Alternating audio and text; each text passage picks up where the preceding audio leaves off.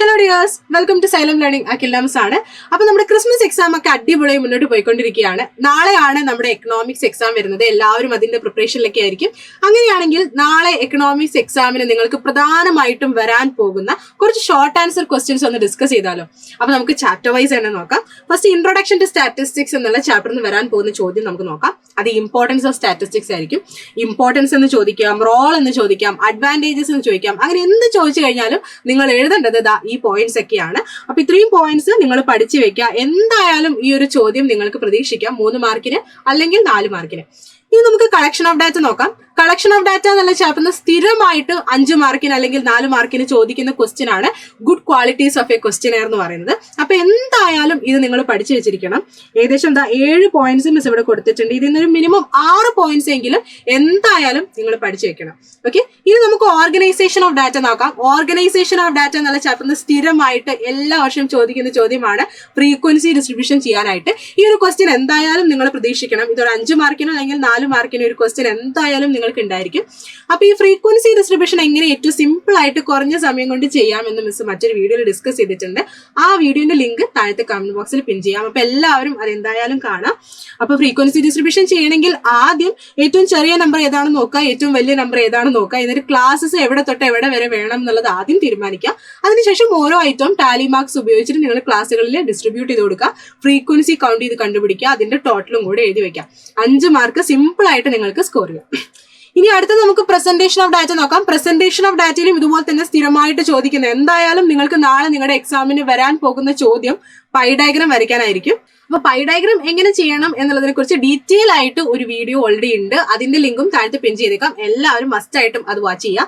അപ്പൊ ആദ്യം നിങ്ങൾ ചെയ്യേണ്ടത് തന്നിട്ടുള്ള ഡാറ്റ നമുക്ക് പെർസെന്റേജ് അല്ലെങ്കിൽ അതിനെ പെർസെന്റേജ് ആയിട്ട് ആദ്യം കൺവേർട്ട് ചെയ്യണം. അതിനുശേഷമാണ് ഡിഗ്രീസിലേക്ക് മാറ്റേണ്ടത്. അതിന് ഇൻറ്റു 3.6 ചെയ്താൽ മതി.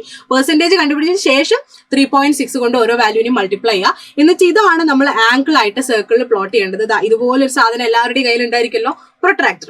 അപ്പൊ അത് യൂസ് ചെയ്തിട്ട് ഓരോ ആംഗിൾ ആയിട്ട് നമ്മൾ മെഷർ ചെയ്യുക, വരയ്ക്കുക, എന്നിട്ട് അടയാളപ്പെടുത്തുക. ഇത് കംപ്ലീറ്റ് ചെയ്ത് കഴിഞ്ഞാൽ 4 മാർക്കാണ് നിങ്ങൾക്ക് സുഖമായിട്ട് സ്കോർ ചെയ്യാൻ വേണ്ടി പറ്റുന്നത്. ഓക്കെ, ഇനി നമുക്ക് അടുത്തത് മെഷേഴ്സ് ഓഫ് സെൻട്രൽ ടെൻഡൻസി എന്നുള്ള ചാപ്റ്ററിലേക്ക് വരാം. ഈ ഒരു ചാപ്റ്റർ ഉറപ്പായിട്ടും 8 മാർക്കിന്റെ ചോദ്യമാണ് നിങ്ങൾക്ക് എന്തായാലും വരാൻ പോകുന്നത്. അപ്പൊ നാളെ നിങ്ങളുടെ ക്രിസ്മസ് എക്സാമിന് ഉറപ്പായിട്ടും വരാൻ സാധ്യതയുള്ള എസ്എ ക്വസ്റ്റ്യൻസ് ഏതൊക്കെയാണ് എന്നുള്ളതിനെ കുറിച്ച് ഓൾറെഡി ഒരു വീഡിയോ ചെയ്തിട്ടുണ്ട്. അതിന്റെ ലിങ്കും താഴത്ത് പിൻ ചെയ്തേക്കാം. മസ്റ്റ് ആയിട്ട് അതും നിങ്ങൾ കാണണം. ഓക്കെ, അപ്പൊ measures of central tendency in case short answer question വരികയാണെങ്കിൽ അതും ഇങ്ങനെ തന്നെ ആയിരിക്കും. മീഡിയൻ കണ്ടുപിടിക്കുക, അല്ലെങ്കിൽ മോഡ് കണ്ടുപിടിക്കുക, അല്ലെങ്കിൽ മീൻ കണ്ടുപിടിക്കുക. ഇതിൽ ഏതെങ്കിലും ഒന്ന് കാൽക്കുലേറ്റ് ചെയ്യാനായിരിക്കും, അല്ലെങ്കിൽ ക്വാർട്ടൈൽസ് കാൽക്കുലേറ്റ് ചെയ്യാനായിരിക്കും. അപ്പൊ ഇതൊക്കെ എങ്ങനെ ചെയ്യണം എന്നുള്ളതിനെ കുറിച്ച് ഡീറ്റെയിൽ ആയിട്ട് ആ വീഡിയോയിൽ മിസ് മെൻഷൻ ചെയ്യുന്നുണ്ട്. അപ്പൊ ആ വീഡിയോ എന്തായാലും എല്ലാവരും കാണാം. നമുക്കറിയാം ഇവിടെ മീഡിയൻ കണ്ടുപിടിക്കാനാണ് ചോദിച്ചിട്ടുള്ളത്. 5 മാർക്കിന്റെ ക്വസ്റ്റ്യൻ ആണ്. മീഡിയൻ മാത്രം കണ്ടുപിടിച്ചാൽ മതി. അപ്പൊ ഇതിൽ ആദ്യം നിങ്ങൾ ക്യുമുലേറ്റീവ് ഫ്രീക്വൻസി കണ്ടുപിടിക്കണം. അതെങ്ങനെയാണ് ചെയ്യേണ്ടത് നമുക്കറിയാം. ക്യുമുലേറ്റീവ് ഫ്രീക്വൻസി എന്ന് പറയുന്നത് ഫ്രീക്വൻസി ആഡ് ചെയ്ത് പോവാണ്. ക്യുമുലേറ്റീവ് ഫ്രീക്വൻസി കണ്ടുപിടിച്ചതിന് ശേഷം n/2 കാണണം. എന്നിട്ട് n/2 ക്യുമുലേറ്റീവ് ഫ്രീക്വൻസിയിൽ ലൊക്കേറ്റ് ചെയ്യണം. അതിനുശേഷമാണ് നമ്മൾ മീഡിയന്റെ ഈ ഒരു ഇക്വേഷൻ നമ്മൾ അപ്ലൈ ചെയ്യുന്നത്. L + n/2 - CF / F × H. ഇത് ഓരോന്നും എന്താണെന്നും എങ്ങനെ കാൽക്കുലേറ്റ് ചെയ്യണം എന്നൊക്കെ ആ വീഡിയോയിൽ ഡീറ്റെയിൽ ആയിട്ട് പറയുന്നുണ്ട്. സോ എന്തായാലും ആ വീഡിയോ എല്ലാവരും വാച്ച് ചെയ്യണം.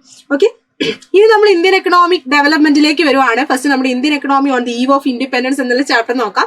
ഈ ഒരു ചാപ്റ്ററിൽ നിന്ന് ഷോർട്ട് ആൻസർ ആയിട്ട് വരാൻ സാധ്യതയുള്ളത് ഉറപ്പായിട്ടും റീസൺസ് ഫോർ സ്റ്റാഗ്നേഷൻ ആയിരിക്കും. ഇത് എന്തായാലും എല്ലാവരും പഠിച്ചു വെക്കുക. സ്റ്റാഗ്നേഷന്റെ റീസൺസ്, അഗ്രികൾച്ചർ സെക്ടറിലെ സ്റ്റാഗ്നേഷന്റെ റീസൺസ് ചോദിക്കുന്ന സമയത്ത് ഇത്രയും പോയിന്റ്സ് നമ്മൾ പഠിച്ചിട്ടുണ്ട്. അപ്പൊ എന്തായാലും ഈ പോയിന്റ്സ് മക്കൾ ഓർത്ത് വെക്കുക.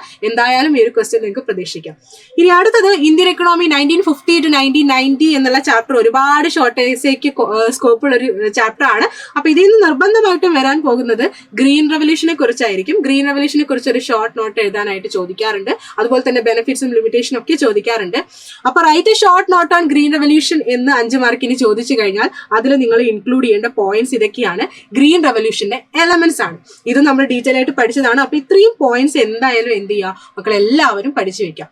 Okay, ready. ഇനി അടുത്തത് നമ്മുടെ LPG ആണ്. Liberalisation, privatisation, globalisation and appraisal. ഈ ചാപ്റ്ററിൽ നിന്ന് SAക്ക് സ്കോപ്പ് ഉണ്ട്. അപ്പൊ ആ ചോദ്യം ഏതാണ്, അതിനെങ്ങനെ ആൻസർ ചെയ്യണം എന്നൊക്കെ ആ വീഡിയോയിൽ ഡിസ്കസ് ചെയ്തിട്ടുണ്ട്. അപ്പൊ എന്തായാലും അത് വാച്ച് ചെയ്യുക. ഇനി ഇതിൽ ഷോർട്ട് ആൻസർ ആയിട്ട് ചോദിക്കാൻ സാധ്യതയുള്ളത് ഇമ്പാക്ട് ആണ്. അതായത് analyse the impact of economic reform process. Economic റീഫോംസിന്റെ അഗ്രികൾച്ചർ സെക്ടറിലും ഇൻഡസ്ട്രിയൽ സെക്ടറിലുള്ള ഇമ്പാക്ട് എന്താണെന്നുള്ളത് ചോദിക്കാറുണ്ട്. അപ്പൊ അങ്ങനെ ഒരു ക്വസ്റ്റ്യൻ വന്നു കഴിഞ്ഞാൽ 5 മാർക്കിന് 4 മാർക്കിന് ചോദിക്കാവുന്ന ക്വസ്റ്റ്യൻ ആണ്. അപ്പൊ അതിന് ഇൻക്ലൂഡ് ചെയ്യേണ്ട പോയിന്റ്സ് ഇതൊക്കെയാണ്. അപ്പൊ ഇതൊക്കെ നമ്മൾ ക്ലാസ്സിൽ ഡീറ്റെയിൽ ആയിട്ട് ഡിസ്കസ് ചെയ്തിട്ടുണ്ട്. എന്തായാലും ഈ പോയിന്റ്സ് മക്കൾ എന്ത് ചെയ്യുക, പഠിച്ചിരിക്കാം. ഇനി അടുത്ത നമ്മുടെ പോവേർട്ടി ആണ്. പോവേർട്ടിയിലും നമുക്ക് SAക്കാണ് സ്കോപ്പ് ഉള്ളത്. അപ്പൊ ആ SA ചോദ്യം ഏതാണെന്ന് ഓൾറെഡി ഡിസ്കസ് ചെയ്തിട്ടുണ്ട്. ഇനി ഇതിൽ ഷോർട്ട് ആൻസർ ചോദിക്കുകയാണെങ്കിൽ കോസസ് ഓഫ് പോവേർട്ടി ചോദിക്കാറുണ്ട്. പോവേർട്ടിയുടെ കാരണങ്ങൾ. ഇതിപ്പോ പഠിച്ചിട്ടില്ലെങ്കിൽ പോലും നിങ്ങൾക്ക് അല്ലാതെ തന്നെ ആൻസർ ചെയ്യാൻ പറ്റുന്ന ഒരു ചോദ്യമാണ്. അപ്പൊ എന്തായാലും ഇതൊന്ന് നോക്കി വെക്കാം. ഓക്കെ, ഇനി അടുത്ത നമ്മുടെ human capital formation in India ആണ്. ചെറിയൊരു ചാപ്റ്റർ ആണ്. ഇത് സ്ഥിരമായിട്ട് ഉറപ്പായിട്ടും നിങ്ങൾക്ക് 5 മാർക്കിന് അല്ലെങ്കിൽ 4 മാർക്കിന് ചോദിക്കാൻ പോകുന്നത് sources of human capital formation ആണ്. നമുക്കറിയാം 5 സോഴ്സസ് ഉണ്ട്: education, health, on the job training, migration, information. ഈ 5 സോഴ്സസിലും ഏകദേശം ഒരു പോയിന്റ് എങ്കിലും എന്തായാലും ഒന്ന് എക്സ്പ്ലെയിൻ ചെയ്യാനായിട്ട് പഠിച്ചു വെക്കാം.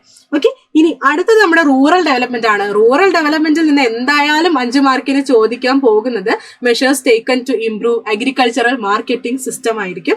അപ്പൊ അഗ്രികൾച്ചറൽ മാർക്കറ്റിംഗ് സിസ്റ്റം എന്താണ് എന്നുള്ളത് എന്തായാലും പഠിച്ചു വെക്കാം.